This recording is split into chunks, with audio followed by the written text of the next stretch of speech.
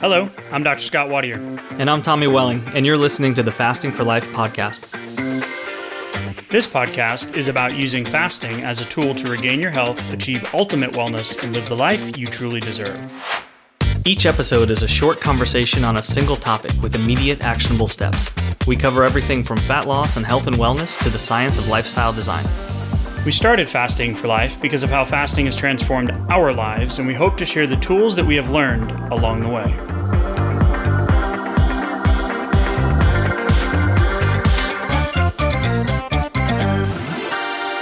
Hey everyone, welcome to the Fasting for Life podcast. My name is Dr. Scott Wadier. I'm here with my good friend and colleague, Tommy Welling. Good afternoon to you, sir. Hey, how are you? Doing great. Aha moment for today's episode. We were going to discuss the Insulin Index and what that is and how it differs from the glucose index or the more applicable here, or the glycemic index or the glycemic score, which actually has a little bit more real life application to it. So we went to this profile that we had found when we were trying to start to do research on the insulin friendly lifestyle and put together all these resources, right? And we found this person, Marty Kendall, and he has this just aggregate website, and the link will be in the episode notes, but of all of these graphs showing the insulin index of, ingesting a certain food and what that does to your glucose and your insulin, and just all of these cool comparative visuals. Yeah. We went down a rabbit hole. Yeah, just a little bit. Some of the visuals are phenomenal, just taking these different angles that we just really hadn't considered before or discussed. And so, just looking at food in a different way and nutrient density and feelings of satiety and how they affect you and the physiology, but different aspects to it than that too. So going through all of this, right, and prepping for we're going to talk about insulin index, right? Let's explain it. Let's give them an action step. Well, it's going to be a little bit different. So we came across, and this was the aha moment for me, where I've been looking at the carb insulin fat storage relationship in a light that I don't think is 100% accurate for the majority of people. So what I mean by that is there's a model out there called the conventional model of obesity. And then there's also the carbohydrate-insulin hypothesis, right? So we're talking standard operating procedure in the physiology and nutrition world. And then we're talking about, the carbohydrate-insulin hypothesis. So like the low carb movement, right? The keto movement, all of these different types of lifestyles that have a lot of anecdotal results, but also have some research backing, what happens to your body when you put in a low carb or a keto type lifestyle. Yeah, and explaining why some of these things are so effective and can get some phenomenal results, especially when we compare them to a more traditional low calorie, low fat, calories in versus calories out kind of standard model, right? Yeah, and in the 70s, that's when that low carb, low fat model came into play. And it's been the low calorie, low fat diet model. It's been very detrimental to the baby boomer generation in the fact that there's more people now with diabetes and heart disease and comorbidities and congestive heart failure and all these different types of things that can be linked back to a low fat, low calorie type diet, in the fact that when you remove the fat, which is the satiating, the full feeling, the I'm not hungry feeling type foods, what happened was we saw this influx of filling that void or that intake with carbohydrates. And back then, not as bad, but now the refined processed carbohydrate just influx of the convenience of, the dessert for breakfast with the strudels and the frosted flakes and the, the sugar coated everything, right? All that stuff. Yeah. Just your average cereal is, basically comes down to like just a dessert with some vitamins injected into it. Then add in some skim milk, right? So, right. The conventional model of obesity has never been able to explain the obesity epidemic. And now we're talking 42% of the population, estimated to be half of the population by 2030. And 70 plus percent of the population is overweight. That number keeps going up. And we're talking about BMI over 25, BMI over 30. And BMI, again, we've talked about it in the past, not the best metric, but there's some correlations there. So we really want to focus on healthy body fat percentage, lean muscle tissue, visceral fat, et cetera. But the conventional model of obesity has never been able to offer a satisfactory explanation beyond the difficulty of the willpower issue, where people don't have enough self-control in the modern environment to be like, you know what? Nope, I'm good. I'm not going to eat that. Right. So hunger predictably increases when energy expenditure goes down. So when you're having this kind of tug back and forth, and the body tends to go up in this situation, but there's never been a good explanation as to why based on the conventional model. Did that make sense? Yeah, it does. And this is where I feel like I've never heard people talk about this like in the diet world, and not really even in like the physiological and medicine world too much either, where when we start to eat the wrong things, and let's give an example here where carbohydrates get high, insulin goes up, then we know that's going to lead to storage, right? We know we're going to take those carbohydrates, we're going to store them away, we're going to store away more fat in our fat cells. But then what's happening at the same time is it's almost like certain disease processes where the body gets robbed of nutrients at that point, where we don't sense as much nutrition coming in. So then at the same time, not only did we intake all those calories, but we just stored them away as fat. But then we're hungry because the body says, well, where's all the nutrition that I need? So it's time to eat some more. Yeah, you're speaking of my world when it comes to cravings too, and I want to touch on in a second. So the conventional model, right? We have this missing piece that you just kind of alluded to, like what's really happening? Why are we seeing this take place? The Carbohydrate-Insulin model, which is the one that we kind of went down the rabbit hole with, looks at overeating as a consequence of the increased fat that you're carrying on a day-to-day basis, not as the cause. Right? So the carb insulin model is going to be looking at that increase of what is actually causing that regain or causing your body to have those elevated insulin levels. And that is going to be what you were just talking about. That balance from fat storage kind of flows, the way it flows opposite to the conventional direction of what we're thinking about and how our body is actually storing. So we ingest food and then it stores it. Well, that's not exactly what the carbohydrate insulin model is saying. Yeah. So when we ingest those things and we end up spiking the insulin and we store them away, and then it's compounded by the fact that we then feel like we need more of it. And even getting going a step or two before that actually happens, what we're actually eating, and not only the level of carbohydrates, but how satisfying is it and how nutrient dense is it, is going to determine how quickly thereafter we're going to be hungry again, and we're going to be looking for more calories to bring in. And if it's more of those kind of cheap and processed, low satiety, carbohydrate rich foods, that the cheapest ones that are most readily accessible now, that's just going to further the cycle. It's just a vicious cycle, and we just keep literally feeding right into it. And that's what I love about the carbohydrate insulin model. And it's really it kind of like sheds some light on, okay, how could this possibly be happening? Unlike the conventional model. So like the low calorie, low fat that we talked about in the 70s, it actually may increase, like what you're saying, the underlying metabolic issue. So you have less energy floating around in your bloodstream because your body is storing it away.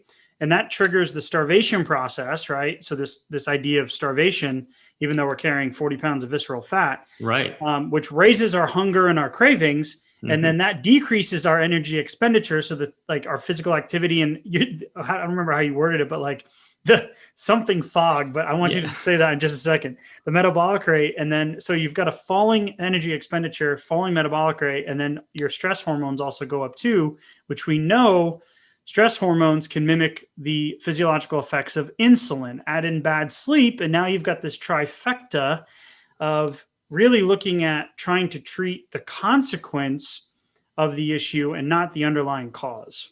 Yeah, and it just keeps furthering itself. And the fog that you were talking about there is the insulin fog that we talk about. And so what's happening here when we're going through when we're intaking these processed high carbohydrate rich foods, and then all the nutrients are being shuttled away, they're being stored as fat. Well, the body sees that as nutrient starvation. So the insulin makes us tired. We have excess nutrients stored away in the liver and in the muscles. So it's like we're just taking all the things that the body's looking for in the bloodstream. It can't find them. So then immediately we're getting hungry again. We're going into food seeking behavior, increased cortisol because we're stressed, because the rest of the body's having to be turned down because we don't have enough calories to run all the endocrine processes, run all the hormone systems that we need to. And it's just a vicious cycle, and it just keeps going like this. And I mean, reading this, I can see myself 10, 15, 20 years ago going through the cycle, wondering why it was just getting worse and worse. But that's exactly what I was doing. And this is something that, I mean, 100% needs to be like studied more. This is the first time I've come across this concept, looking at it this way, even though I knew that how I got the results was adding fasting in, right? Which was in the short term, I was not giving my body that short-term fix, right? I wasn't giving into the hunger. I wasn't giving into the cephalic phase. I wasn't giving into the cravings. I was like, well, I know I want to reduce my insulin resistance, right? I want to get to the problem. I have insulin resistance. It's my glycogen stores. It's my phase 2 liver. My enzymes in my liver were elevated. Everything else was great. It wasn't my adrenals. And I'm going, okay, wait a minute. What's going on here? So by adding fasting in, and then this is something that you and I talk about, we don't really care what camp you fit into in terms of if you're paleo, if you're vegan, if you're gluten-free, if you're, keto, carnivore. Keto, most people get better results with fasting if they're doing more of a lower carb, higher fat type lifestyle, right? You don't have to do strict keto, sure, right? It's fine. But really and this is why we even hesitate to talk about recipes and food lists and macros and calories. It's like, okay, let's make this really simple. Insulin's a problem. Okay. So what reduces it? Well, we're going to limit our carbs. Great. Well, then what else do I eat? Well, how about let's just some real whole food that comes from the ground or comes from the outside of the grocery store, right? If you eat whole food, your body is going to get the nutrition it needs. You probably take some vitamins and supplements. You get outside, you get some sunshine, you manage your stress pretty well. And I mean, over time, your body is going to learn how to balance and get off that merry-go-round of death, which is not giving your body a break to actually tap into those fat stores. Yeah, and I think that the thing for me, just looking back, all those times that I tried and failed with dieting, when I started to go down the path of actual like lifestyle changes, like, okay, is it okay to have some pizza every once in a while, or something like that? You said this, I almost fell off my chair. Well, like, but then, I went a few months, so let's say in my 20s, I went a few months without, touching a slice of pizza or a French fry or a hamburger or just anything else that, a lot of people would eat from time to time. But when I went for those few months and saw very little results, at the end of it, it felt like, okay, well, what's the point of doing that? Maybe these small, what I considered small lifestyle changes, they're not enough to get me to reverse this extra 30 pounds that I had at the time, that kept ticking up and up and up. But if it couldn't touch that, then what was the point of that small change, right? Like, you need to see both sides. You need to see the scale coming down so you can build the momentum. And those lifestyle changes start to make a whole lot more sense, where you don't have to have, a pizza every day. But Yeah. you also don't have to go the next 40 years without having one too. And on the other side of that too, like I was doing the eat every 2 to 3 hours, eat every 3 to 4 hours, and there's research out there that supports or not supports, depending on what side of the fence you sit on, what that does, and the mythical creature of metabolism and all these different types of things. I noticed I was hungrier the more often I ate. So I'm Hmm. like, okay, well now I have more opportunity to lose my willpower, right? Which is never been able to be explained by the conventional model. And we're looking at it almost backwards. Like that's why this perspective of so it, we're thinking of it in this way: carbs, you ingest carbs, it promotes insulin, which then promotes fat storage, right? Hmm. And for me, I'm going to try to land the plane. So if I'm off here, Tommy, feel free to take the controls over. And really, what's happening is it's low satiety, low fat foods, nutrient poor foods, processed foods, which result. And I had the same thing happen when I was eating those meals because I was eating a lot of rice, a lot of carbs, a lot of chicken, a lot of egg whites, a lot of oatmeal, a lot of rolled oats, like a Right. lot of starchy carbohydrates and stuff.